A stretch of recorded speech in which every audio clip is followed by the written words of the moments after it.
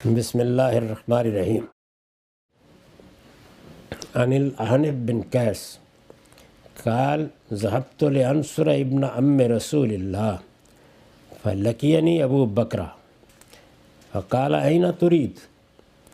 قلت أنصر ابن عم رسول الله قال ارجع فإني سمعت رسول الله صلى الله عليه وسلم يقول إذ التقى المسلمان بسيفيهما وكلاهما يريد أن يقتل صاحبه فهما على جرف جهنم فإذا قتل أحدهما صاحبه فالقاتل والمقتول في النار فقلت يا رسول الله هذا القاتل فما بال المقتول؟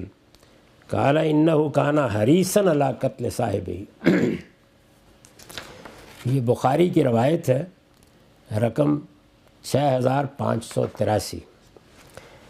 احنف بن قیس بیان کرتے ہیں کہ میں نے رسول اللہ کے چچا کے بیٹے کی مدد کرنے کا فیصلہ کیا اور اس مقصد سے نکلا۔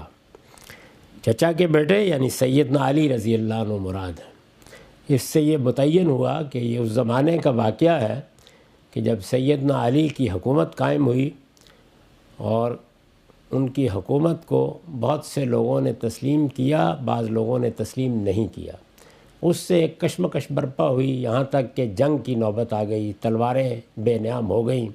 ان واقعات سے لوگ بالعموم واقف ہیں، یہ اس موقع کو بیان کر رہے ہیں۔ احنف بن قیس کی روایت ہے کہ میں رسول اللہ کے چچا کے بیٹے کی مدد کرنے نکلا تو راستے میں مجھے ابو بکرہ رضی اللہ عنہ مل گئے، ایک دوسرے صحابی مل گئے۔ انہوں نے ارادہ کیا کہ جہاں لشکر ہیں وہاں میں جب آ کے اپنی خدمات پیش کر دوں، اور اس میں خاص طور پر یہ الفاظ استعمال کیے ہیں کہ اس کا باعث بھی یہ بنا کہ ایک طرف اللہ کے رسول کے ساتھ یہ تعلق رکھنے والی ایک شخصیت ہے، اس کی حکومت ہے، اس کی حکومت کو چیلنج کر دیا گیا ہے، بہت سے لوگ اسے ماننے کے لیے تیار نہیں ہیں، تو مجھے ان کا ساتھ دینا چاہیے۔ راستے میں ابو بکرہ مل گئے۔ انہوں نے پوچھا کہاں کا ارادہ ہے؟ میں نے کہا رسول اللہ کے ام ذات کی مدد کرنے جا رہا ہوں، یعنی چچا کے بیٹے کی مدد کرنے جا رہا ہوں۔ انہوں نے کہا لوٹ جاؤ، اس لیے کہ میں نے رسول اللہ صلی اللہ علیہ وسلم کو یہ فرماتے ہوئے سنا ہے کہ جب دو مسلمان اپنی تلواروں کے ساتھ ایک دوسرے کے مقابل ہو جائیں اور دونوں ایک دوسرے کو قتل کرنے کا ارادہ رکھتے ہوں تو دونوں دوزخ کے کنارے پہنچ جاتے ہیں۔ یہ حدیث انہوں نے سنائی کہ میں نے رسول اللہ صلی اللہ علیہ وسلم سے یہ سنا ہے کہ یہ بڑا سنگین معاملہ ہے، یعنی اگر دو مسلمان لڑنے کے لیے تلوار نکال لیتے ہیں تو فرمایا کہ اس کا شدید اندیشہ ہے کہ دونوں اپنے آپ کو عذاب کے لیے پیش کر رہے ہیں۔ پھر جب ان میں سے ایک دوسرے کو قتل کر دیتا ہے تو قاتل اور مقتول دونوں دوزخ کی آگ میں جا پڑتے ہیں۔ یہ بات ظاہر ہے کہ ایک اصول کے طور پر رسالت میں آپ صلی اللہ علیہ وسلم نے فرمائی ہوگی، انہوں نے یہ اس موقع پر بیان کی۔ اس پر میں نے عرض کیا یا رسول اللہ یہ قاتل تو ٹھیک ہے لیکن مقتول کس وجہ سے؟ آپ نے فرمایا اس لیے کہ وہ بھی اپنے حریف کو قتل کرنے کے لیے بےتاب تھا۔ تو یہ بڑی شدید تنبیہ ہے، اس سے گویا بتانا یہ مقصود تھا کہ مسلمانوں کے درمیان یہ نوبت نہیں آنی چاہیے، کسی حال میں بھی یہ نہیں ہونا چاہیے کہ تلواریں نکل آئیں۔ پوری کوشش کرنی چاہیے اس بات کی کہ مذاکرات کے ذریعے سے، بات چیت کے ذریعے سے معاملات کو سلجھا لیا جائے، اس لیے کہ جب تلواریں نکلیں گی تو پھر لوگوں کی جان جائے گی۔ ہمارے ہاں بھی لوگ دین کے نام پر قتل و غارت گری پر اتر آتے ہیں اور پھر اس کے لیے تعویلیں کرتے ہیں۔ یہاں دیکھیے کیسی بات رسالت میں آپ صلی اللہ علیہ وسلم نے فرمائی ہے، اور اس میں یہ کہا ہے کہ قاتل اور مقتول یعنی جب لڑنے کے لیے دونوں تلوار سونت کر ایک دوسرے کے سامنے آ گئے ہیں تو دونوں ایک دوسرے کو مارنا چاہتے ہیں۔ یہ اتفاقی نتیجہ ہے کہ ایک مارنے میں کامیاب ہو گیا اور دوسرا اس کی تلوار سے قتل ہوا۔ تو بہت اچھی طرح اس سے توجہ دلا دی کہ کسی حال میں بھی یہ کام نہیں کرنا چاہیے، فوراً پیچھے ہٹ جانا چاہیے۔ ظاہر ہے کہ یہ ایک تنبیہ ہے، اور اس میں کوئی دوسرا آدمی جب کوئی اقدام کرتا ہے تو وہ اپنے اقدام کی بھی وجہ بیان کر دیتا ہے، جیسے کہ اس موقع پر لڑنے والوں نے بیان کی، یا انہوں نے یہ کہا کہ ہم اس پہلو سے اس اقدام کے لیے جواز محسوس کرتے ہیں تاہم ابو بکرہ نے ان سے یہ کہا کہ یہ معاملہ اتنا سادہ نہیں ہے، اس کی سنگینی کو سمجھنا چاہیے۔ اللہ تعالیٰ کے یہاں انسانی جان کی بڑی قدر و قیمت ہے، اس کو حرمت حاصل ہے۔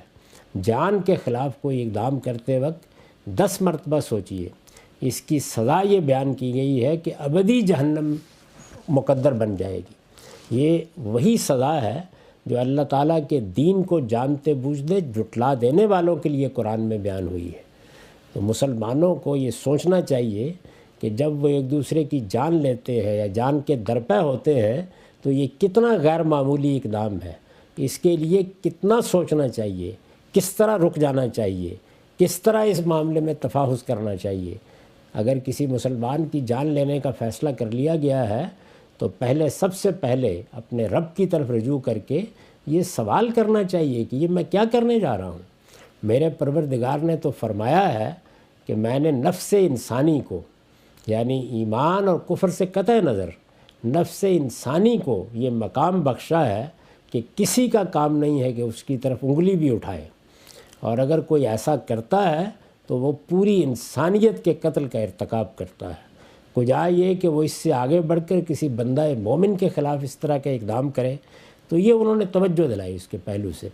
ظاہر ہے اس کے باوجود کچھ اقدامات کرنا ہوتے ہیں، حکومتیں بھی کرتی ہیں، جنگ و جدال کی نوبت بھی آتی ہے۔ میں اس وقت اس پر نہیں تبصرہ کرنا چاہتا کہ اس وقت کیا ہوا، لوگوں کے پاس کیا عذر تھا، انہوں نے کیسے یہ گوارا کر لیا کہ وہ آپس میں لڑیں۔ اس سارے فتنے کو الفتنۃ الکبریٰ کہا جاتا ہے۔ رسول اللہ صلی اللہ علیہ وسلم نے بھی یہ بتایا تھا کہ اس وقت کیا صورتحال ہو جائے گی جب میرے صحابہ، مجھ پر ایمان لانے والے ایک دوسرے کے خلاف تلوار نکال کے باہر کھڑے ہو جائیں گے۔ لیکن یہ تنبیہ انہوں نے ایک شخص کو کی اور یہ کہا کہ مت جاؤ، یہ آسان معاملہ نہیں ہے۔ اگر لوگ اس موقع کے اوپر اللہ کے رسول کی اس تنبیہ کو سامنے رکھ کے رک جائیں تو وہ پھر تلواروں سے فیصلہ نہیں کریں گے، وہ کوشش کریں گے کہ مل بیٹھیں، ایک دوسرے کی بات سنیں، مذاکرات کا طریقہ اختیار کریں، کوئی پرامن انتقال اقتدار کا راستہ تلاش کرنے کی صحیح کرے۔ لیکن اگر تلواریں نکلیں گی تو اللہ کے پیغمبر کی یہ تنبیہ یاد رکھو کہ جو دو لوگ ایک دوسرے کو مارنے کے لیے کھڑے ہوں گے وہ یہ خیال نہ کریں کہ صرف مارنے والا ہی قیامت کے دن قاتل قرار پائے گا، نہیں، مقتول کو بھی یہی منصب حاصل ہو جائے گا، وہ بھی اسی جگہ پر پہنچے گا، اس کو بھی اللہ تعالیٰ اسی طرح کٹہرے میں کھڑا کر دیں گے۔ اور اس کی وجہ بتائی رسول اللہ صلی اللہ علیہ وسلم نے کہ وہ بھی یہی ارادہ رکھتا تھا کہ موقع ملا تو میں اس کو مار دوں گا۔ تو جب صورتحال یہ ہو تو پھر ظاہر ہے کہ دونوں کو متنبع ہو جانا چاہیے۔ جب کوئی شخص مارنے کے لیے کھڑا ہو جائے تو صحیح تعلیم وہ ہے جس کو ہمیں حابیل اور قابیل کے قصے میں قرآن نے بتایا ہے، اور وہ یہ کہ جب بھائی نے تلوار اٹھا لی تو دوسرے بھائی نے یہ کہا کہ میں کوئی اقدام کرنے والا نہیں، ما انا بباسطن یدیہ، میں بہرحال یہ نہیں چاہتا کہ میری طرف سے اس طرح کا کوئی معاملہ ہو، میں یہ چاہتا ہوں کہ تم نے فیصلہ کر لیا ہے تو جو گناہ اگر میں تلوار اٹھاتا تو مجھ سے ہونا تھا وہ بھی تمہارے ذمہ ہی رہے، اور تمہارے تلوار اٹھانے کا گناہ بھی تمہارے ذمہ ہی رہے۔ میں یہ پسند کروں گا کہ مظلومانہ قتل ہو جاؤں، لیکن میں تمہارے خلاف تلوار نہیں اٹھاؤں گا۔ تو یہ تعلیم ہے، یعنی انسانی جان کو یہ حرمت حاصل ہے، اور ایک بندہ مومن کی جان کا یہ معاملہ ہے، تو یہ تنبیہ کرنا مقصود ہے۔ باقی رہ گئے وہ واقعات جو ہوئے تو اس کا موقع اور محل الگ ہے، اس پر کسی اور وقت میں گفتگو کریں گے۔ وآخر دعوانا ان الحمد للہ رب العالمین۔